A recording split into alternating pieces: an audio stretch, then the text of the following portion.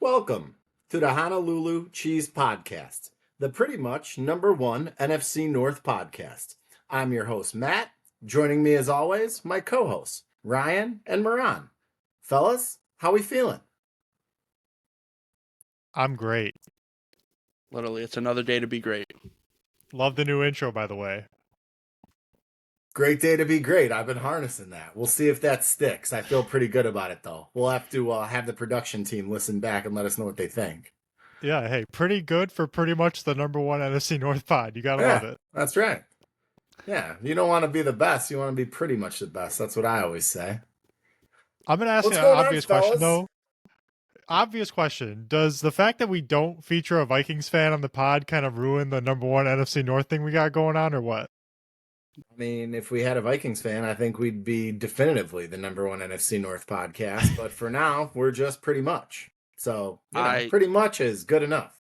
To be honest, I'd rather stick with pretty much. I'm good. You're straight on the Vikings? I'm double straight. Me too. We're right in that meaty part of the curve, you know. You don't want to be at the head of the class all the time. Yeah, well, they might be last in the division this year, so who needs them anyway? We'll see. Saw some interesting division power rankings. Maybe we'll touch on later if we have time.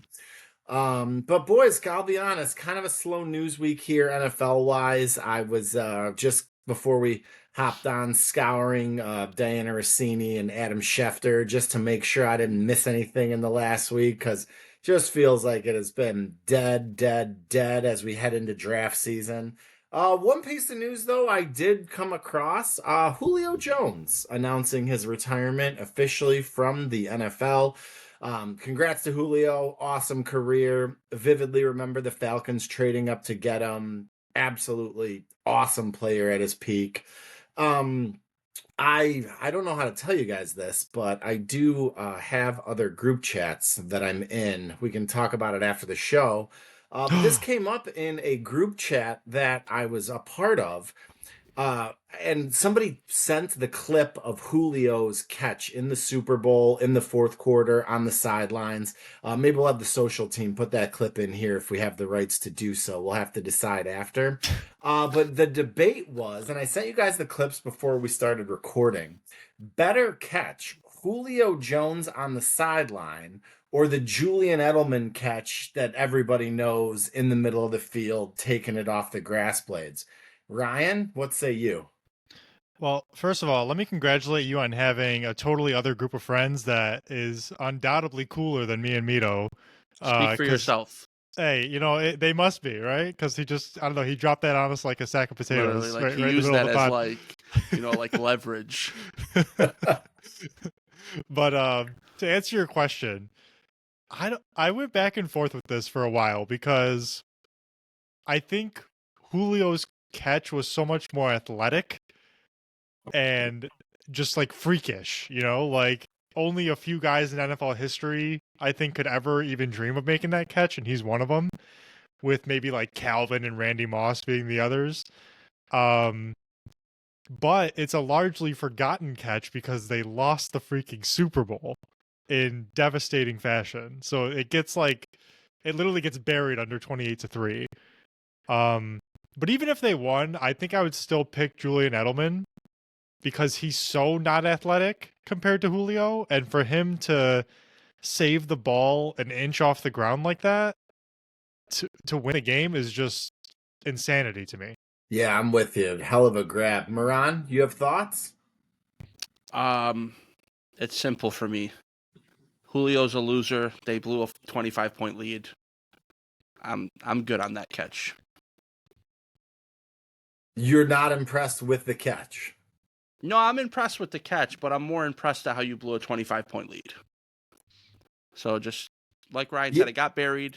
And I don't like Ryan's argument, though, that Edelman's not athletic. I think saying that to, like, boost someone's play up is kind of like slapping them in the face. Like, hey, you're not that good, so this was good for you, Like, I'm not a fan of that. It was just a good catch.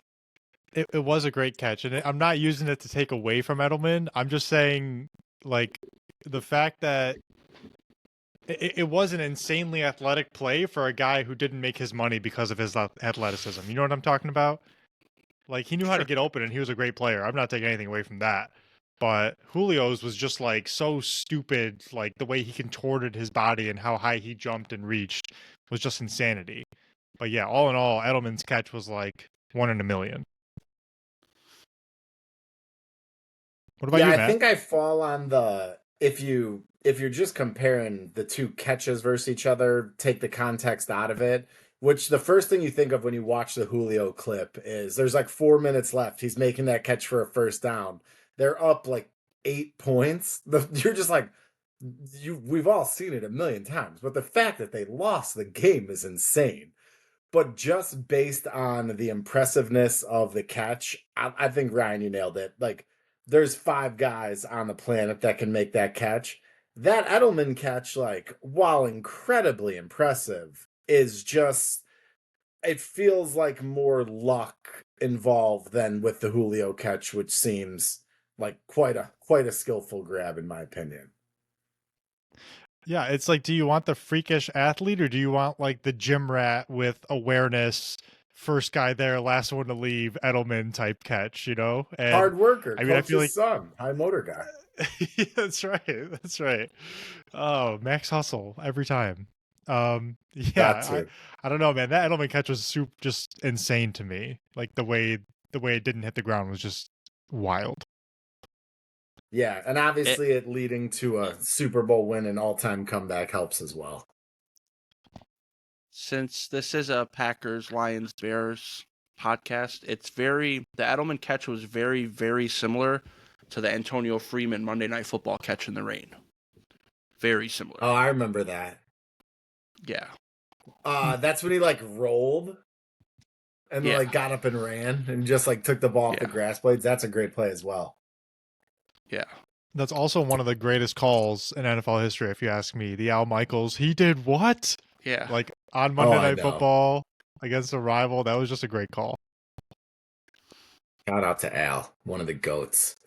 All right. And again, congrats to Julio. Incredible career. I'm sure anybody who ever had him in fantasy wishes he would have maybe scored a couple more touchdowns, but an absolute freak of a player. Hall of Famer, no doubt. Look forward to seeing his enshrinement one day in Canton. Can I throw out a question real quick? Is he one of the more frustrating fantasy football players of all time? Because for me, he is. Because I definitely drafted him that year where all around his stats were incredible, popping off the page, 10 receptions, 100 yards every week, never scored. And then you'd lose by like 3, and you're like, bro, like, just get in there. And those are the most frustrating fantasy players, the guys where you have no option but to put them in your lineup when they're healthy, just to be perhaps slightly underwhelmed at times. Yeah, like if we like thinking of our Woo and Chu segment, he's a player who could have a great week and end up being Woo because like you got stopped at the 2 yet again, or you didn't get in, and it's like, dude, come on, man, I need you. How come it's always Atlanta Falcons guys hurting your feelings in fantasy? Who was the last one? Gotta Bijan? be the helmets. No, Kyle Pitts. I've never had Kyle Pitts. You're thinking of Jose. No, I'm just saying in general. Everyone loves Kyle Pitts. Oh, I Every thought you meant, year like, he's me going to be that personally. guy. He's going to be that guy. Mm-hmm. Yeah, I mean Bijan too. Bijan, like he always leaves you wanting more. Literally the pits of fantasy. Yeah, no pun intended. Literally. I Ron, can't that's wait for a pretty Wu and good Chu again. segue. You're clearly not new to the game. If memory serves, Kyle Pitts wears number 8. Is that right? Just pulling him up real quick here. My internet's It being is. a little slow. Kyle Pitts, number 8. So, I happen to know another piece of news I saw. Jahmyr Gibbs switching his number to number 0, and Jamo Waymo Williams switching to number 1. So I was just wondering generally, 5 years ago, Gibbs and Jamo would not have been able to make these switches. Receivers, running backs, corners could not wear single-digit numbers. You like that they can? You wish they would go back to the other one? What are your thoughts? Miro, single-digit numbers. You a fan? You want your wide receivers wearing 80? this is no offense to the topic, but who cares? Like, let them do what they want. Like, and I'm not trying to shit on the topic at all. I just think it's kind of unfair when like someone buys a jersey and then the next day, oh, I seen the number 0 on like the street light and it made me remember something. So I'm number 0 now. Like, it's just weird how it's back and forth, and more power to them, I guess. Ryan, what do you think? I will say, shout out to Tom from work. He was literally just talking about that because he bought a Gibbs jersey last year, number 26. Oh. I know, and now your number switches, and he's like, it's worthless now. But then again, you do have the fact that like it shows that you were a fan of him, right? Like from the start, you know. So it's a good look as a fan too to have his old jersey. But I get the feeling of being screwed by that once they switch. I don't know, man. I like, not to just go against the grain. I do care a little bit. Like in my mind, no tight end should ever wear a single digit number. I think it just looks goofy. Like it reminds me of like college football where, you know, a lineman can be number like 17 or whatever. You're like, what the hell is that? Who's that guy? Like, who's that kick returner playing center for Minnesota? You know, like it makes no sense to me.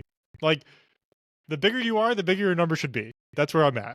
Single digits are for kickers and quarterbacks and punters. The guys who can't make a tackle to save their lives. That should be a single number. I don't hate that. I'm kind of an old, and when they first made this switch, just because like anytime they change anything in my life, it's a problem for me now. That's like the age that I've reached. So when I was seeing like running backs running around with the number 6, I was just like, what the hell? How's this guy wearing 6? He's a running back. This is crap. So I yelled at my TV for a while. When it was clear that it wasn't going to change, I was like, all right, single digit numbers do look cool, but I feel like you maybe get one jersey change in your career. Like JMO, you're number 1 now. Gibbs, you're 0. No more switching. That's it. You're locked in. So wait, when you started yelling at your TV, did you think it would change until it didn't, or did you just go into it knowing that it didn't matter at all? I just wasn't sure, and you can't take any chances. So I was like, if I don't yell at my TV, obviously they're not going to know that I don't support this. So really the only chance I have is to yell at the TV. So Yeah. alas, I was not yelling loud enough, is what it seems like.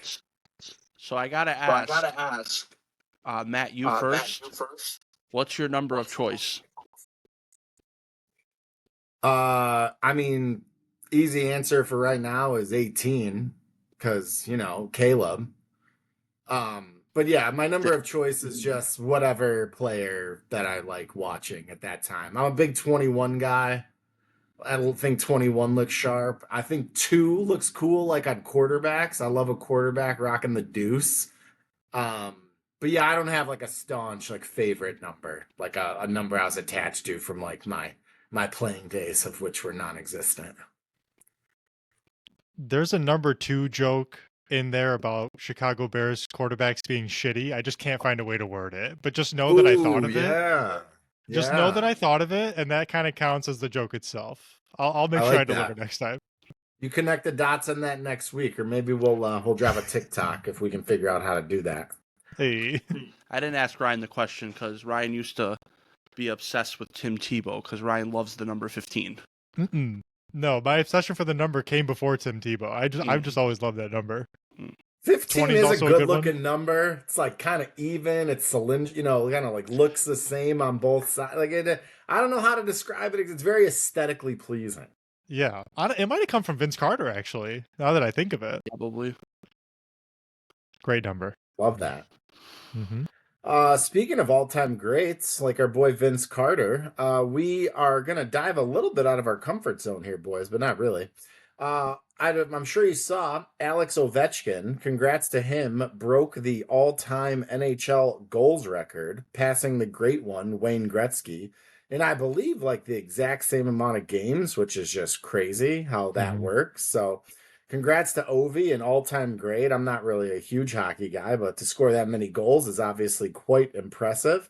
Record that a lot of people, I'm sure, thought would not be broken.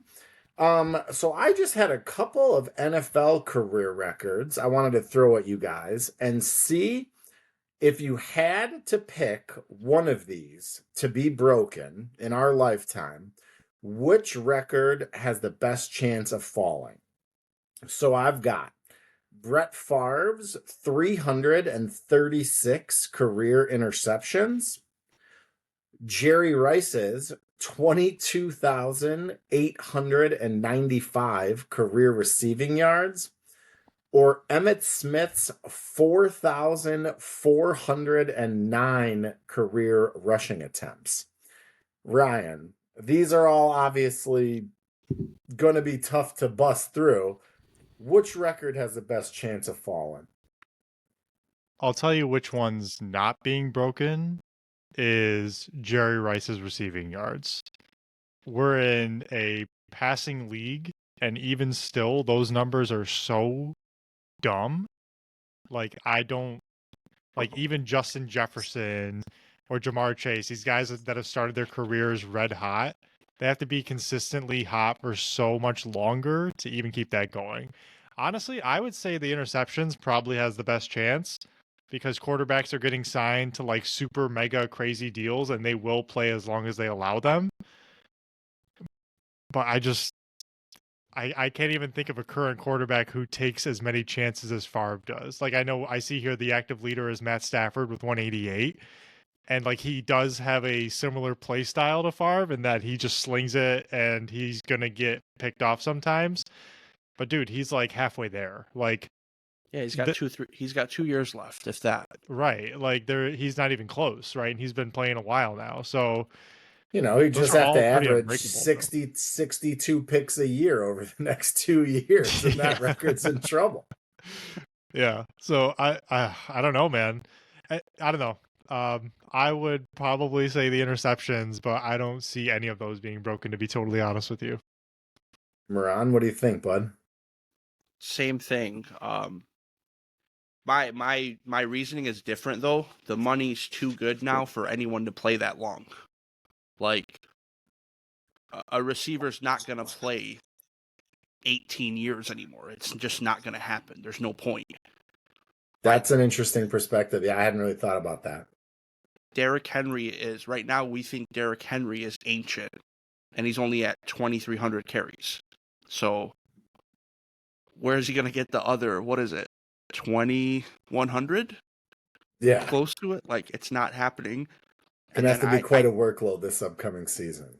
yeah, I do think I can see a quarterback playing for 15 years. So if you can break it in 15 years, I would say the quarterback record for sure.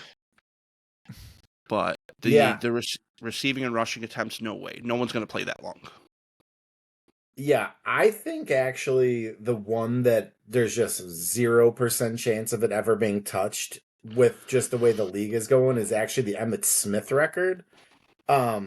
Because like you're talking 400 carries a year. I think there's been 1 year I looked it up with over 350 carries since 2010. It was a DeMarco Murray year, like in 2014. So that one just like with, using two running backs and a bell cow being just like less and less and emphasis on passing. I can't even see that one being sniffed. The interceptions one, conceivably you could have a QB come along that is really awesome but takes like way too many chances. Like, like if Josh Allen never fixed his brain, like I could see him having a shot at that. I actually think the one that, because of how open the league is now, I think the one, if there's any chance, would be the Jerry Rice record. I was running just some quick numbers, and it would be like Justin Jefferson would have to average like 1,500 yards a year for the next 10 years to like get close. And again, 1% chance, but I just can't see anybody getting close to Emmett, and getting close to Favre would be tough. But I think all three of these are pretty safe, like you guys said. I agree with you in that that's probably, I know I started by saying that's like the most unbreakable, but when you said it, like Jefferson has more receiving yards through 5 years than Jerry Rice did. So it's not Right. like an ability type thing, even though Jerry's like the best football player of all time, but it's the just length of longevity, time. man. Yeah, Jerry that's did all it it for is. so long. I know. Jerry was getting like 1,400 yards a year at age 38. Like, dudes don't Yeah, do that anymore. he's just like the LeBron of wide receivers. Like that's how LeBron broke the scoring record. No one thought that would ever be broken, but Right. to go that strong for like 20 years plus is just insanity. Yeah, just have a peak like that is just staggering. Yeah. But I mean, injuries just feel more prevalent in football nowadays anyway. Like players are just better, faster, stronger. And Jefferson's numbers are that impressive too because he has gotten dinged up quite a bit in his first few Mhm. years, just not for like extended periods of time. He hasn't missed like a whole year or whatever, but he's missed some games here and there, bro. I just don't know if it's possible. Yeah, and great Yeah, point that Miro had, just like with the money being so much, Miro, Jerry Rice probably played through, and this isn't like a knock on Justin Jefferson, he's a fucking baller. But like Jerry Rice probably played through some stuff that Justin Jefferson wouldn't, because the Vikings are like, dude, we're paying you 35 million. Like you have a high ankle sprain, you're not going out there. Just like let it heal. Mhm. We're trying to win. Like the business of sports is just a lot smarter than it was back then. I think it's the quarterback just because if you're playing 15 years, it's 22 a year, but also with that 22 a year, you have to be good enough to get that amount of chances, like that amount of For sure. opportunity, I should say. So it's like it could be Josh Allen. That's a good point. He wins a Super Bowl. He can have another 9 shitty interception years, and Buffalo will be ecstatic because of their history. So Yeah, the only other guy I thought of was Baker. Like Baker seems like the kind of dude who could hang around and like be a starter for like another 10 years, like always like catching on somewhere, never being like a superstar, but I threw 22 picks, took some chances, like went there, but yeah, I think all three are safe. So, congrats again to Ovi. Congrats to Ovi. I just want to point out, like when I think of interceptions in the NFL, I think of Jameis Winston. How many career interceptions do you guys think Jameis Winston has? Probably like 120. 75. He's been at it a long time, and for him to only have 111, and I Well, know he's his not. career is kind of faltered. Yeah, I was gonna say he's not been a starter the whole time either. Right. But Right. like that was one guy who you could conceivably see because he was throwing upwards of 25, 30 interceptions a year in his peak. That's actually a good point. If Jameis somehow wins a Super Bowl, oh, he'll break that record 100%. All right, boys. And then for the last one, I sent you guys an idea. I just feel like people love misery. Misery loves company. Everyone wanted to hear from Ryan when the Lions got waxed by the Commanders in the playoffs. I just watched the episode of Moran after the Packers got beat in the playoffs. I don't know, maybe 25, 30 times was probably the best part of my week that week. Bears had been home for a while. So I thought it might be fun to cover some worse. Just some, God, what was our team thinking moments? So made a little list here. I wanted to talk worst draft pick, worst coaching or coordinator hire, worst free agent signing you were actually excited about when it happened, and then worst trade. So didn't have a lot of guardrails on here. Just, I stuck fairly recent just because the ones that happened more recently tend to hurt more. But Moran, let's start with worst draft pick, and let's start with you. Your pick for worst Packers draft pick. I left it pretty open-ended. What do we got? So, the obvious one, I know Ryan wants to hear it, is Tony Mandrich. Yes. We all know about it. Whatever. Tell us again, Crazy. please. Crazy how the Lions made the right draft pick and we still won a Super Bowl sooner than them. Wait. You can just explain what that pick was and what it meant to you guys, for real. For the people that don't know. So we missed out on Barry Sanders because we drafted Tony Mandrich first. The guy was yoked up on steroids, nut job. Very, very, very good player, though, in college, and we fell for the hype. It happens. For anyone who remembers that Sports Illustrated cover, the Incredible Bulk, with him. I was just trying to think of what that was. Shout out to you. Yep. I can literally picture it in my head. It's him just like posing and flexing, the Incredible Bulk written in big bold letters, and he was viewed as such a can't miss prospect, and he went number 2, I believe, right? And Yeah. Barry went 3. So shout out to you guys for that, man. The Packers could have had Barry. That's just crazy to think about. But that is number 2 for me. Oh, the tease. And I will say, number 1 is wild. Like when I say wild, it's wild. Oh boy. Have you guys ever heard of Randy Woodfield? Not to my knowledge, no. Okay. It sounds like a made-up name, to be honest with you. So Randy Woodfield was drafted with the 428th pick in the 1974 NFL Draft. But that's not the problem. The problem is he became one of the most prolific American serial killers ever. What? He is known as the I-5 killer. If you don't believe me, look it up. That is a bad pick. Oh my god. A little bit outside the box, Moran. That's why we love you. Just keep How have I coming never with the heard facts. of this? I've heard of him once. I knew he killed someone. I did not know he was a serial killer. I mean, killing someone is bad. I'm not ranking killings, but killing more than one person is very bad. Had he just beat someone up a couple times, it would have been fine. But you start killing people, you know, we have issues. Yeah. Ryan, worst Lions draft pick. There's some Okay. good ones. What do you got for us? Oh, there's some great ones. Oh, go ahead, Moran. What? Sorry, I just want to do one of my time real quick. I apologize. You're good. Because Go those ahead. guys are old, you know. This was the one I got really hype about. It was Brian Brom in 2008. Oh, Louisville. Wow, I haven't heard that name in a long time. I thought this guy was going to be unbelievable. He was awesome in college. He could sling it. And bro, did he really, Brian, bomb his way out of the NFL? Okay. Get him. Very good. We did not have the drum roll ready. Hey, remind people who that was though. Like what position? I'm sorry. I just expect people to know these people, but he was a quarterback out of Louisville, and he was a hot commodity in that draft. And when I got him, I had graduated in 07. I'm like, man, like fresh out of high school, God's already treating me good. I get Brian Brom. Reality Hashtag hit. blessed. Yeah. Hashtag not very blessed. Welcome to being an adult, just being constantly disappointed all the time.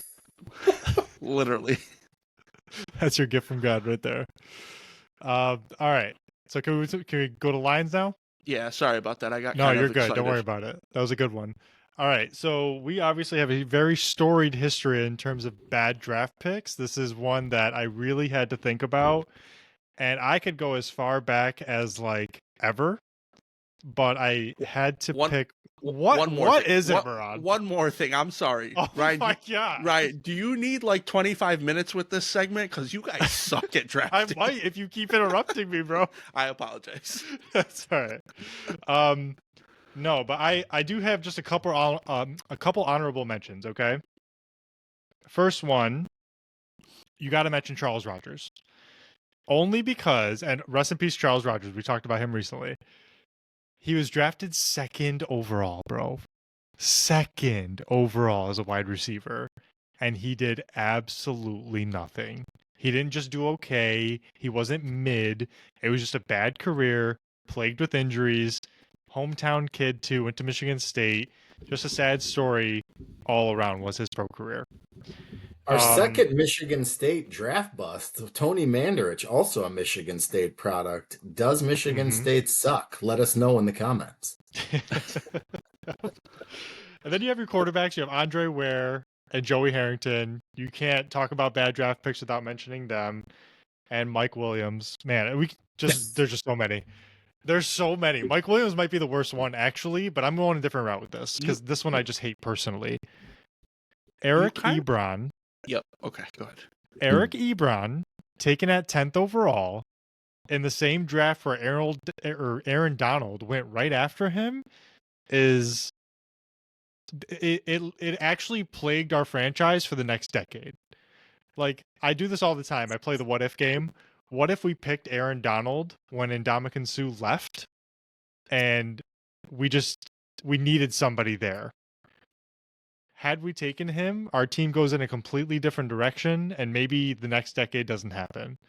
So the fact that we passed on him for a tight end who was always dropping the ball, had a shit attitude the whole time he was here and afterwards, just one of my least favorite players of all time. Shout out to Eric Ebron. Fuck you. Like, that's where I'm at with Eric. I can't stand that guy. So he would be my draft pick.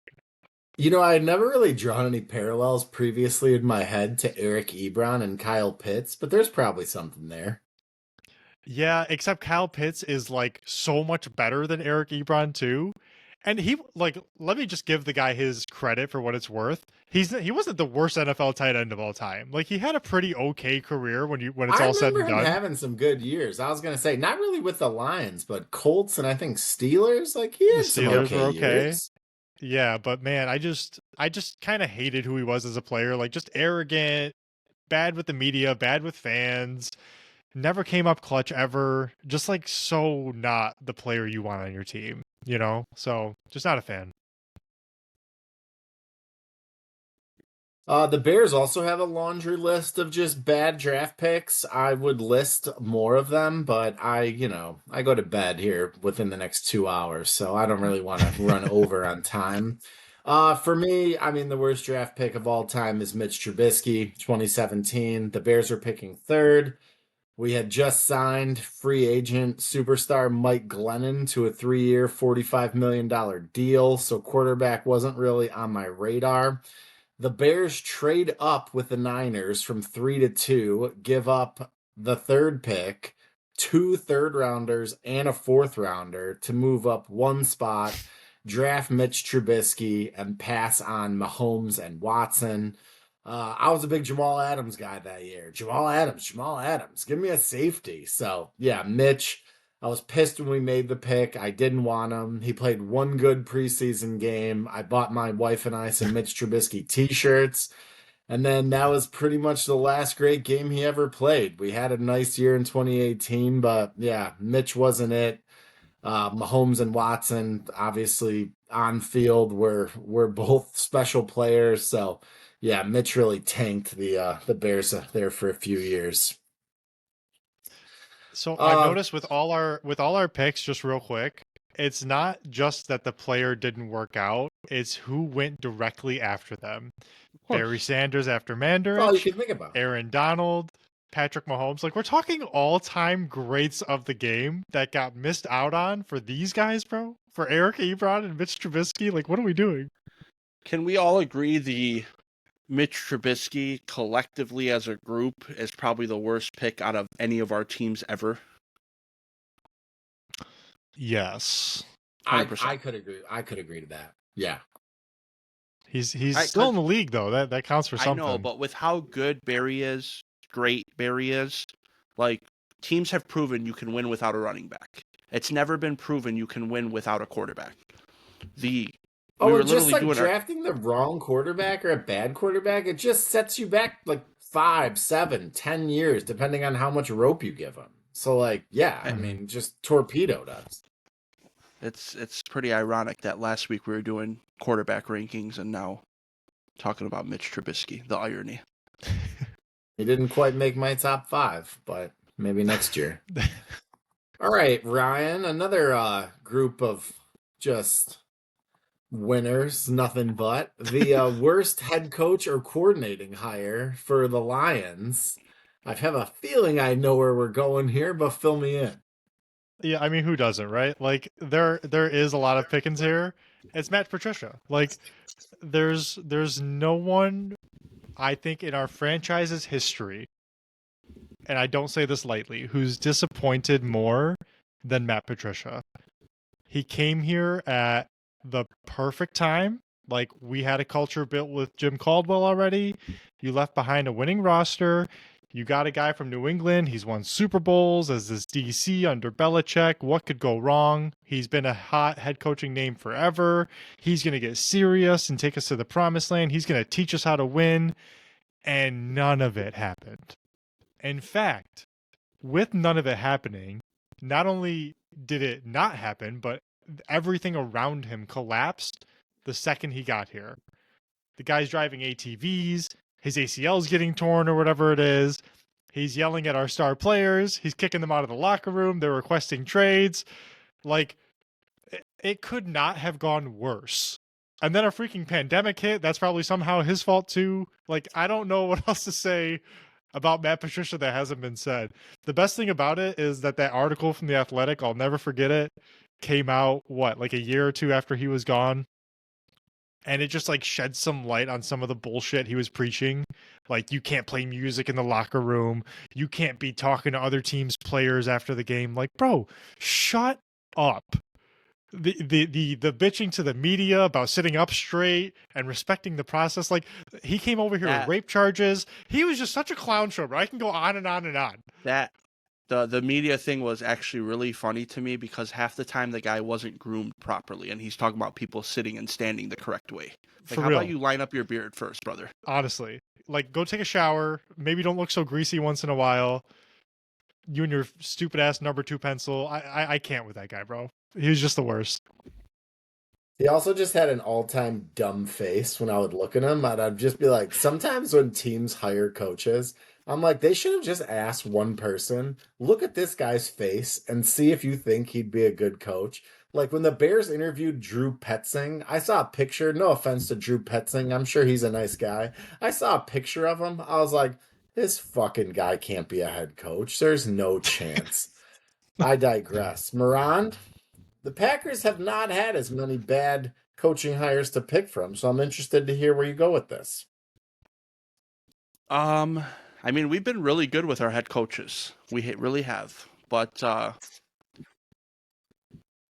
Ray Rhodes is one of them that comes to mind. Again, I try to keep it to when I was alive and watching them. Sure. And what's crazy is he had an 8-8 record. Yes, I'm gloating about that's our bad coach. But we also had a coach that went 1-10. His name was also Ray McClenn. And I think the moral of the story is just don't hire Rays. Yeah, Rays are bad, unless you're looking for sunshine. Ray was... Ray McClenn went 1-10.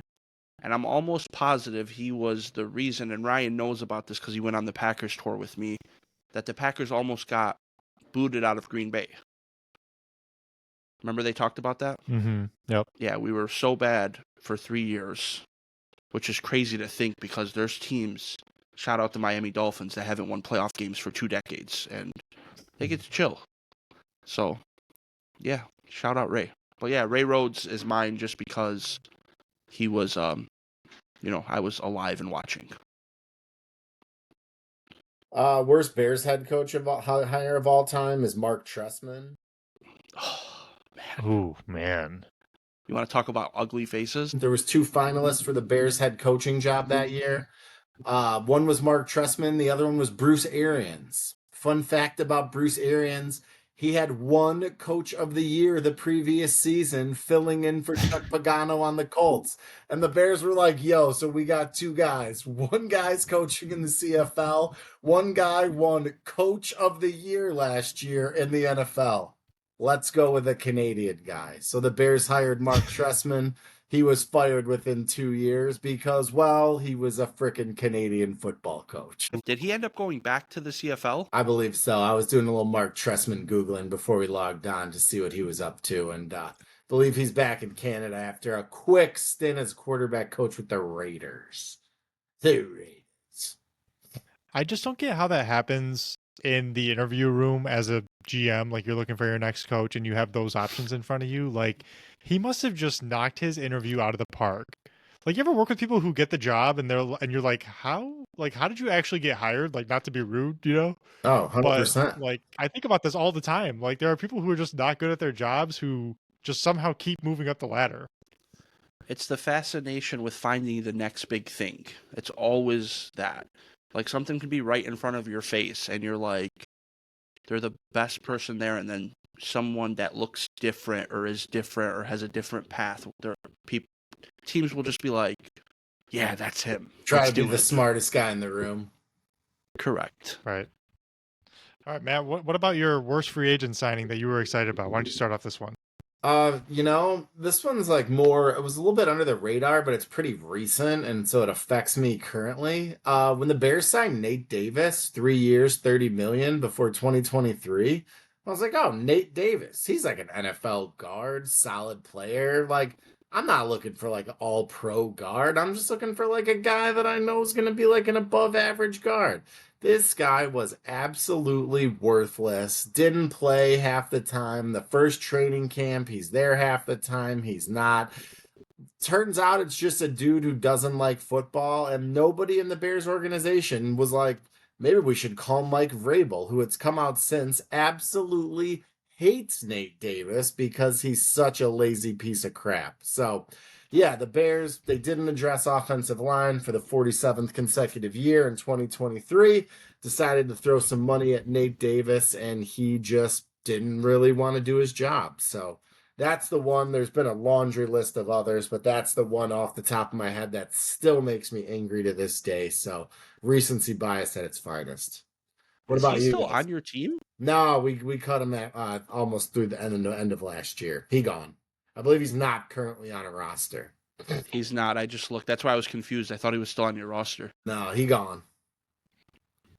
What about you, Mito? Man, Martellus Bennett. We've needed a tight end forever, and you want to talk about pompous, arrogant, a guy that feels like he's the most important guy in the room. Started becoming political all of a sudden. Guy can't even read. Like I'm not interested in that guy. He pulled some silly stuff on the bye week, and he basically, long story short, he said during the bye week that I was put on the injury report and I have no idea why. And at the time, I seen his tweet and I'm like, okay, knowing the Packers' track record, they're very conservative with injuries. So I'm thinking, okay, maybe this guy had like a stinger and the Packers didn't want to risk it, and he was actually upset. No. We released him, got signed automatically by New England, and it was discovered that he has a torn labrum. So not only was he tearing up, he was also tearing up. Well done, Mito. Nailed it. Yeah, but Martellus Bennett, for sure. Ryan, All right, that's a pretty good one. what do you got Moving for along. us in Motown? So mine goes with the Matt Patricia hire. This was the signature free agent signing of that era from masterful Bob Quinn himself, douchebag. Trey Flowers. Trey Flowers was signed to a 5-year, $90 million deal with $56 million guaranteed in 2019.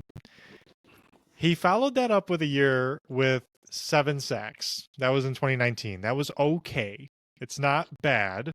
It's not what you spent your money on thinking you're going to get, but it's okay. You can live with that. And then injuries. 2 sacks the following year, 1.5 sacks the year after that.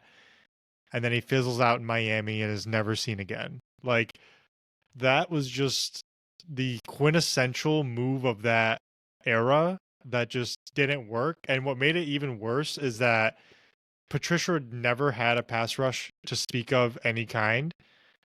And for that to be like your main guy who's supposed to be there and he's just not even on the field when you sign for that much money was just so infuriating as a fan, bro. Thank you for the music. I heard it in the background and I wondered if I was just kind of like Freudian slip, just kind of threw it in there myself for this fucking pity party I'm having. You were just hearing that in your head when you think about Trey Flowers. It's just I feel like I'm like on the sinking Titanic right now, but that's what that era felt like. So yeah, Trey Flowers. Very appropriate. Thank All you. right, then what did I say we're going to end on? Oh, worst trades. Oh, God.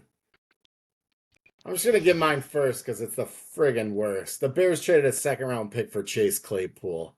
He literally literally played like 2.5 games, got sent home. Oh my God, I thought Chase Claypool was such a stud after his rookie I year. forgot about that. Yeah, and the best part, the pick, it ended up being the first pick of round 2, number 32 overall, because the Dolphins or somebody forfeited a pick. So we handed the Steelers what would have been the last pick in the first round most years so that they could draft Joey Porter Jr., an absolute stud, while the Oh, Bears it's so traded funny. Chase Claypool off to Miami halfway through the next season for, I checked, a conditional 7th. Like maybe it could get up to a 7th. It's Absolutely. so funny too because I believe right around the time that trade happened, Chase Claypool was on some podcast talking about I think I'm the best receiver in the league. Do you guys remember this clip? Yeah. Oh yeah. Oh my God, like the delusion in that statement. I remember But yeah, listening it was to just terrible. somebody like national, maybe like, I don't know, Nate Tice, someone I was listening to, and they were like had him on, asking about Chase Claypool on a Bears podcast. And he was literally like, "You guys ever hear the expression, looks like Tarzan, plays like Jane?" That's Chase Claypool, like to a T. He's a monster that plays like he's 5'6", 180. So I was like, huh, I don't love that. But yeah, Nate Tice was right. Chase Claypool is a bum. Can I just tell a story real quick? In our in my other fantasy league with some guys who definitely listen to us still, I got absolutely shit on one year. It was T. Higgins' rookie year, which was the same as Chase Claypool's, and they were both coming on very strong. Remember this? And I said T. Higgins is way better than Chase Claypool, and I got piled on by 11 other guys. What are you, stupid? Heyo. Look at Whoa, hey, whoa. I am so sorry. If you have kids in the car, that is my fault. No, but for real, I got like attacked and bullied for this statement. And it's like my ultimate victory that Chase Claypool ended up being an absolute bum, and T. Higgins just got a massive contract and is definitely a top 10 receiver in the league today. So I just love carrying that one around. It's always funny to me to think back on that. I can imagine the fear in those guys when the Bears traded for Chase Claypool. A shame that never came to fruition. Yeah, right. Miro, the Packers got any bad trades? We do.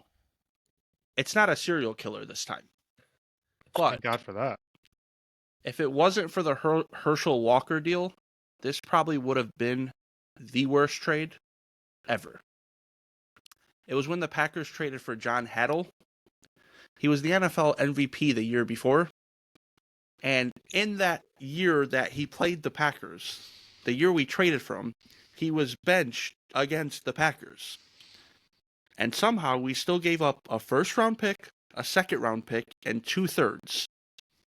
And the guy had a non-effective arm anymore, hence the benching. So what year was this trade, Murat? Out of curiosity. 1974. Oh, yes, I remember. I can't think of any trades in my lifetime that were bad, to be honest with you. I don't really, because if you think about it, the last couple trades, Devontae Adams, we won. Aaron Rodgers, we won. Yeah. Proof's in the pudding. Mhm. Yeah, no, I didn't have one like off the top of my head that I thought of. That's for sure. Ryan? Yeah, honestly, The Lions got I was just gonna say trades. the Lions trade is the same way. Like I'm thinking back to every major trade we've had. We have the Stafford to the Rams deal that worked out beautifully. That was an amazing trade for us and for them, really. We have the TJ Hawkinson trade that also worked out for both parties. I mean, TJ's pretty good in Minnesota, and we got a boatload for that too. So, like, the trades made in my lifetime have been pretty good. I mean, it's got to be the Bobby Lane trade, right? Lions win a championship in 1957.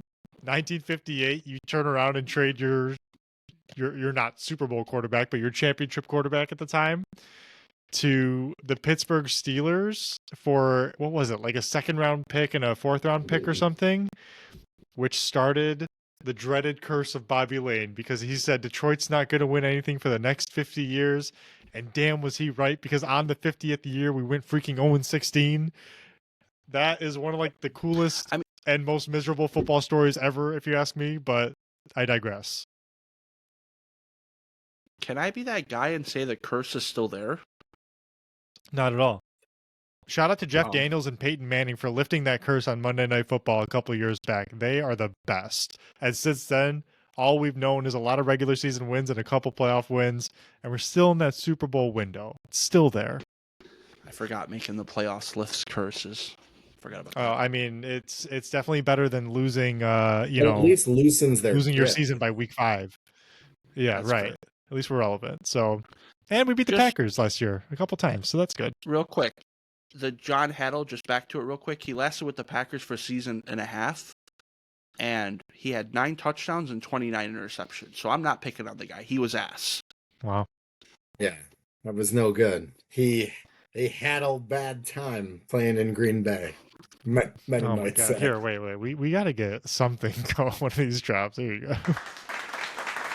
Let's see. All right, guys, that's all I got on the agenda today. Is there anything else you guys want to touch on before we bid our goodbyes? I do, yes. So got to show some love to our guys, the Cheeseheads and the Bear. Very cool guys. They have showed love ever since we've started this podcast. Usually when people are up and coming, they don't want to like support each other and they don't want to, see each other grow. But these guys will reshare us, retweet us, Instagram, whatever you want to call it. They're just cool dudes, and that's why I wanted to show that I appreciate them, and we all appreciate them, and I've been rocking the Cheesehead and the Bear shirt all episode. So There you go. we Love appreciate that. you guys. Yeah, no, Looking very cool good. guys over there. I was lucky enough to join their show a few months back. They are really fun dudes to be around, kind of like us, like just a couple of guys who wanted to start a pod one day, and they have obviously the Packers and Bears on their podcast. They have Vikings fan on there, so maybe they're kind of almost like the number 2 NFC North podcast. Who knows? But They could no, be I'm the just pretty kidding. much number 2 podcast. I'll check the unofficial rankings. Yeah, for real. We'll have to compare ratings on Spotify or whatever. But no, shout out to them. Thanks for the merch. We'll get you guys back for that. We appreciate it. And they are cool. They like wrestling, so me and Matt know they have to be the coolest dudes in the room. Yeah, only cool people like wrestling. For But thanks everybody for tuning in this week. As you know, follow us on the socials, TikTok and Instagram at Honolulu Cheese Podcast. We're looking to do some more content there, some shorts, kind of keep everything up throughout the week at Honolulu Cheese on X. If you want to fire us a question, feel free to do so, honolulucheese@gmail.com. And we should be back next week talking all things draft. I think we got some fun stuff planned, so looking forward to that. If there's anything else you guys want to hear content-wise, we'd love to hear from you. So hit us up. We'd love to chat. And as always, may your Kool-Aid stay blue. And your head stay cheesy. Bears. Peace out.